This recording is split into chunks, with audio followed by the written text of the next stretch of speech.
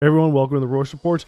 I'm your host Royce. And on this channel, we do talk a lot about Xbox related news, but I also dabble in other things like gaming reviews and topics. So if you might be interested in that, then think about hitting that red subscribe button. And today, we're going to talk about a game that came out in 2008, Dead Space.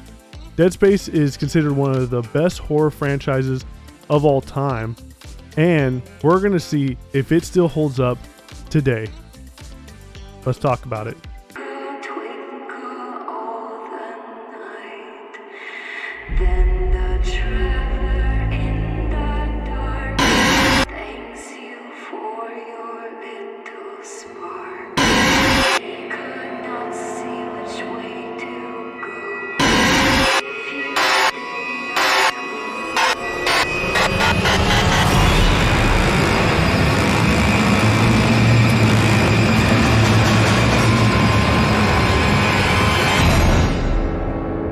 You're probably wondering, okay, why now? Why are we going to be talking about Dead Space? Well, with the upcoming releases of both the Dead Space Remake, which is supposed to be dropping in January, as well as the spiritual successor Callisto Protocol, which is dropping December. So with these games that are upcoming, I kind of want to just go through the original trilogy and just kind of see where these games stand in comparison to those games later down the road.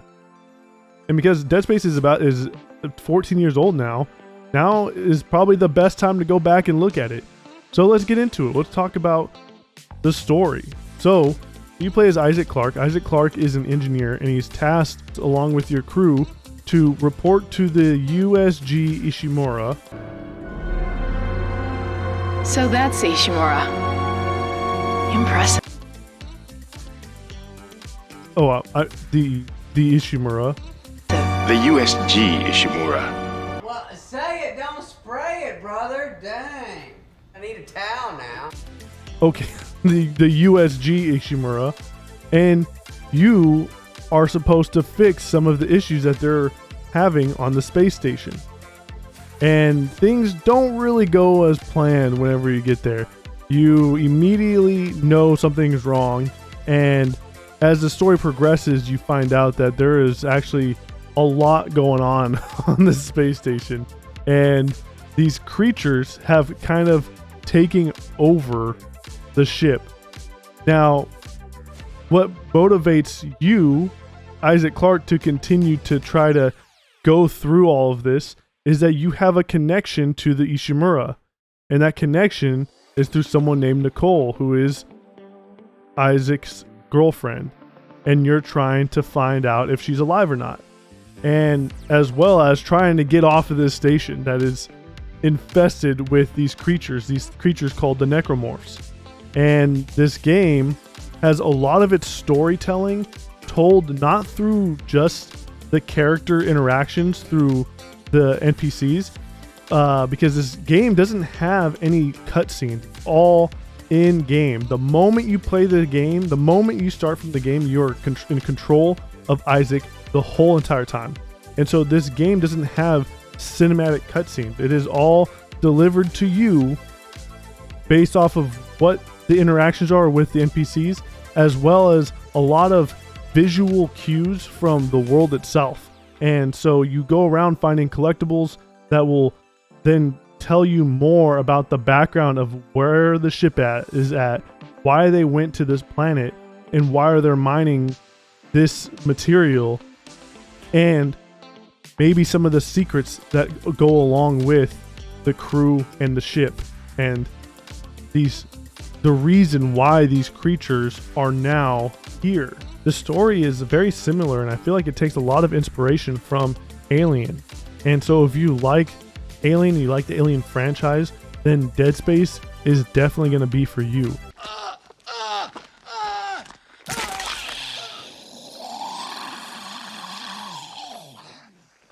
Oh no, not again.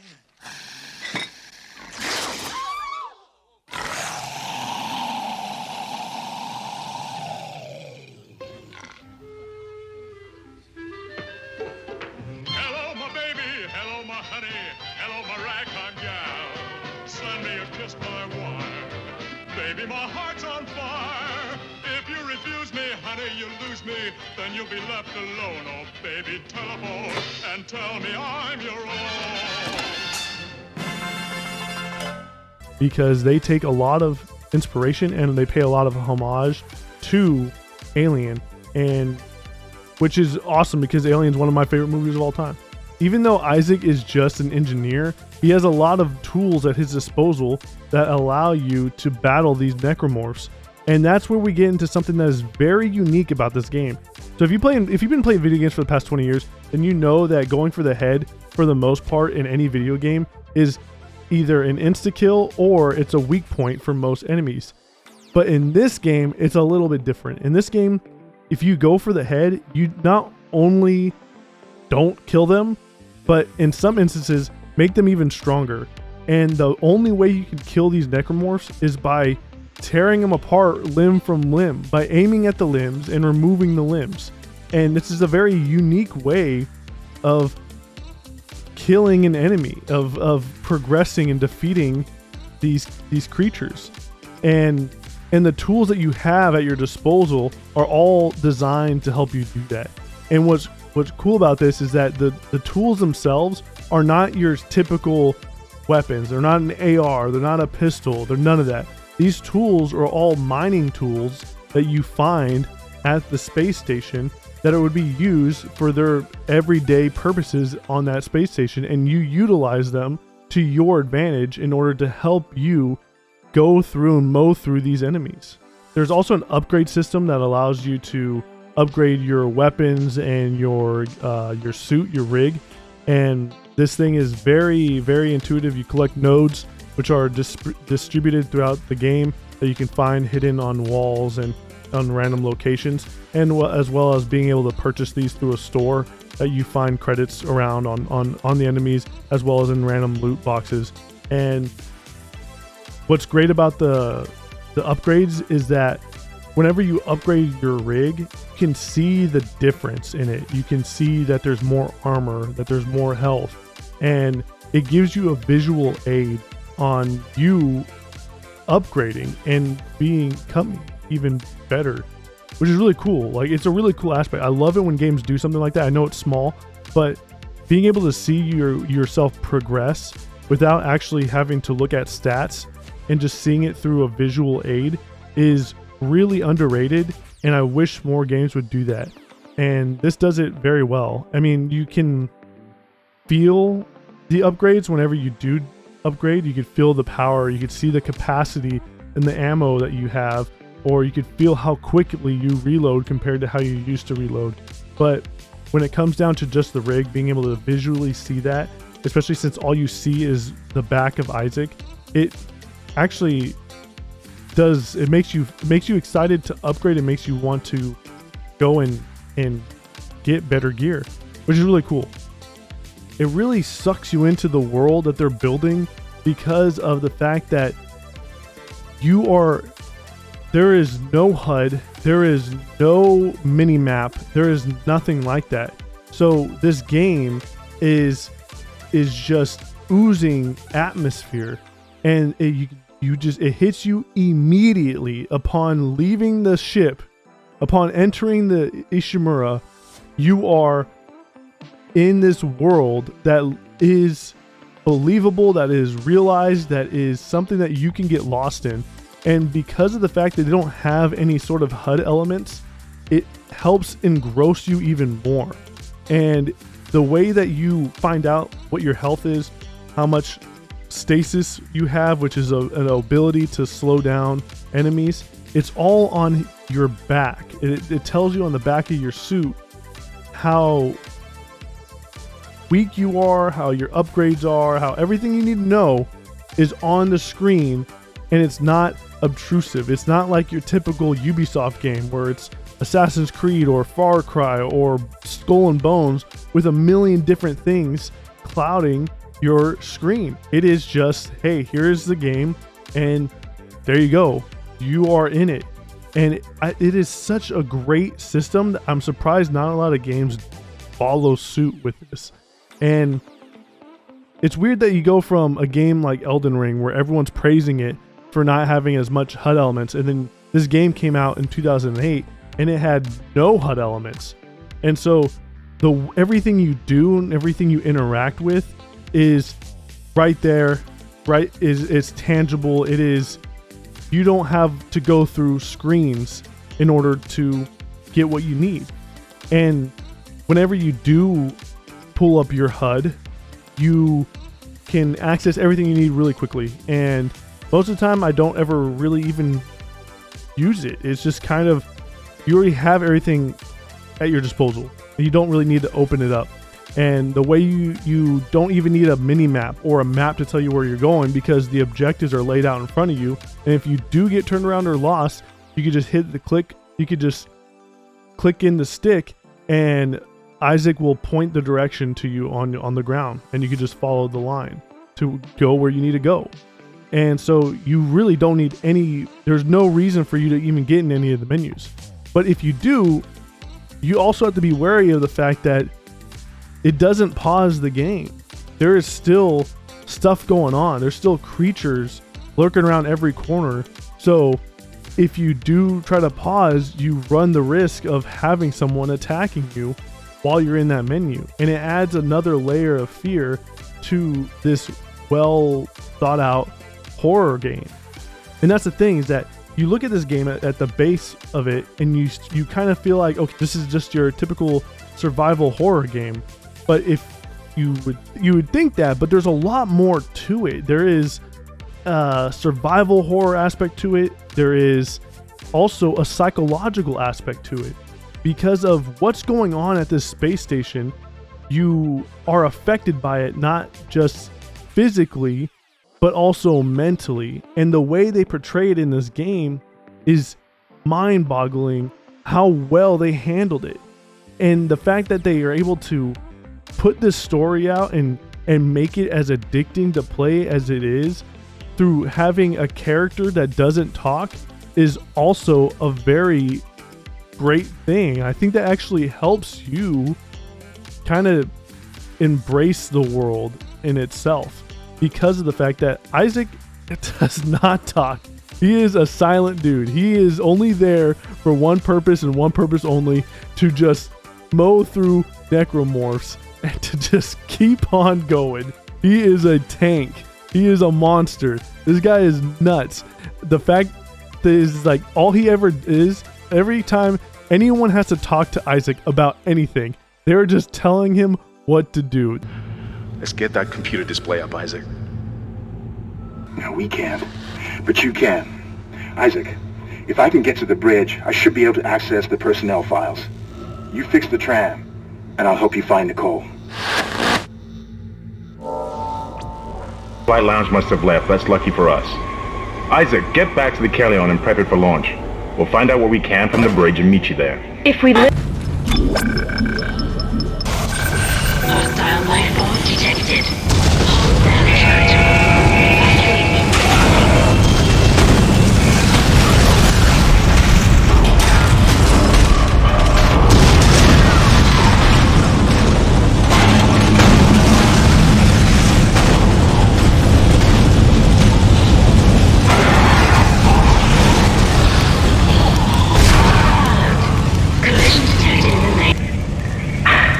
I can't access that information. Find the captain and you'll find his rig. With his authorization codes, I can crack this computer wide open. Damn it. Isaac, I'm sending the tram back to your location. Get to the medical deck and find that rig as fast as you can. What was that? Looks like the crew barricaded the door to the emergency wing. You'll have to blow through it to get to the morgue. Get some thermite from medical storage and a shock pad from Zero-G Therapy. Should be down the corridor. Isaac, this isn't an infection. It's some form of alien life. Shit, we've got bigger problems. The ship's engines are offline and our orbit is decaying. Get over to the engineering deck ASAP while I stay here and figure out what the problem is. You've got two problems, and we're working on borrowed time here. First, there's no fuel in the engines. Second, the gravity centrifuge is offline, which means there's a couple of trillion tons of rock pulling us down. I need you to get that centrifuge operational. Refuel the main engine and fire it up so I can stabilize the ship's orbit. And that is it. This guy is just an engineer. And I say just an engineer as if that's like, you know, not great in itself, which it is, but like his sole purpose for being at this station is to repair things. He is an engineer. He is not military trained. He is nothing. He is just an engineer, and that is it. And this guy is their number one go-to fix everything on this ship before we can get back home type guy. Like he is a fixer-upper, and he probably reminds people a lot of their dads. This guy is the number one dad. But yeah, his whole purpose is just to, every time anyone ever talks to Isaac, it is them telling him to fix something. So you have weapons at your disposal, and these weapons all have the same kind of use, which is destroying your enemy in a very gruesome way. So every weapon that's in this game has an alternate firing mode. So you could just either swap it from being you're shooting diagonally or horizontally. You can shoot mines with different weapons. You could shoot gusts of wind with a force gun, or you could, you know, have other. Every weapon has an alternate firing mode to it, which allows it to be used in a different way, which is really cool. It allows you to get very unique encounters with some of these enemy types. And what's great about these enemy types is that, yeah, you'll see a lot of them commonly throughout the game, and a lot of them are going to show up repeatedly, but this game does a great and excellent job of moving you forward through the game and introducing new and interesting necromorphs as you continue your story. And it actually makes it exciting because every chapter I'm like, oh, I hope they're going to introduce someone new, or I hope they're going to introduce a new boss or a new creature, or even maybe some more characters to interact with, because of how the atmosphere is. The game is set in this dark, dank, derelict space station with blood and bodies everywhere, and you're trying to figure out what is going on. It engrosses you inside of its world. It is so addicting to play this game. This game is a game that is hard to put down. Even after all these years, I can play this game and just be like blown away. And all I can think about is playing Dead Space. And that's pretty rare for me, especially since games nowadays, like, they don't value your time. And with this, you can beat Dead Space. On my first playthrough, I beat it in about 11, 12 hours. And most of that was just me idling, either messing around or trying to go for some of the achievements. And so if you're not going after any of those achievements and you're just playing normally, you could definitely get this game done between 8 to 10 hours. And now I'm on my second playthrough right now, and I'm going to go back in and do another one. And so this game reminds me a lot of Resident Evil 4, which it takes a lot of inspiration from, which is the same exact style and type of gameplay aspect to it, where you're just this slow moving tank and you have all these crazy creatures coming at you. And this game, I think, I don't know if this is controversial or not, but I think Dead Space is on par with Resident Evil 4 as being one of the best horror games of all time. And like with Resident Evil 4, you could play it to this day and still appreciate it and still be able to feel like this is a modern game, which is pretty crazy to think about because it's been 14 years. Dead Space is in high school right now. Oh boy, that's always good to hear. Yeah, that is wild. And this game just blows me away. It just simply blows me away. Every like, does it look old? Yeah, there's some roughness around the edges, but because of the environment itself, because of how dark it is, because of the minimal use of lighting and the blood and gore and and the extreme deaths that are involved with this game, it just all makes it feel modern, as if they were not afraid to take the risk of showing that and being that. And it paid off. All that they did paid off, and it is an extremely fun game even to this day. And there's the visual aspect to it, but there's also the audio. The audio in this game is just crisp and downright fucking creepy.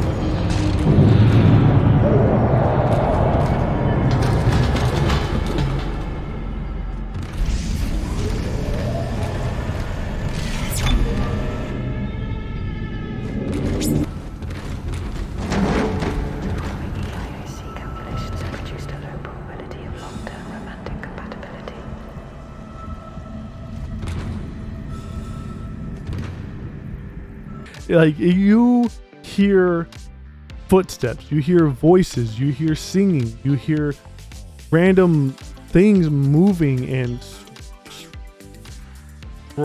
crawling around, and just sloppy wetness. It's just, all of it is going on, and it is so in your face. Like, you are always on edge, you're always on your toes, because you don't know where these things are, where they're coming from. And what adds to the creepiness is the fact that you deal with that psychological aspect to it of being afraid and not really knowing what's around the corner. And because of that, you hear those things, and you immediately go into defensive mode. You start to inch around a corner to see if there's anything there. And as you start to go down that corridor, you hear something behind you, so you'll turn around and there's nothing there. And so you're like, okay, cool. And you'll turn back, and boom, there's a fucking necromorph there. And it's just this, it is amazing. The sound quality is awesome. And the fact that you could hear whispers and singing in the background, and you don't know is that Isaac going crazy? Is that the people who are left over on the ship, the survivors? Is that them losing themselves in the madness that's surrounding this space station? And you don't really know. You never get a real definitive answer to that. And I think that just adds to the game even more, because it allows people to have that conversation of, is this real? Is this what's going on? Or is it in Isaac's head? What is and isn't in his head? And in the sequels, you do find out a lot more about all of this, but just looking at it by itself on just a standalone game, they handled it so well, and they leave it open-ended and to the imagination of the user, which is amazing. And when the game ends, that only adds fuel to the fire of that conversation. I played this on my Xbox Series X, and it is backwards compatible. So if you have the 360 game, the disc, you could pop it in and play it. If you own it digitally, you could also just play it, download it, and play it. If you are a Game Pass Ultimate subscriber or a subscriber to EA Play, it is also available to you.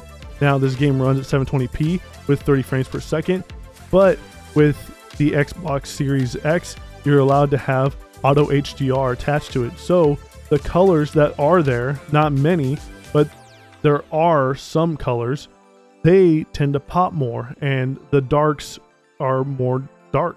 So it adds even more to this game.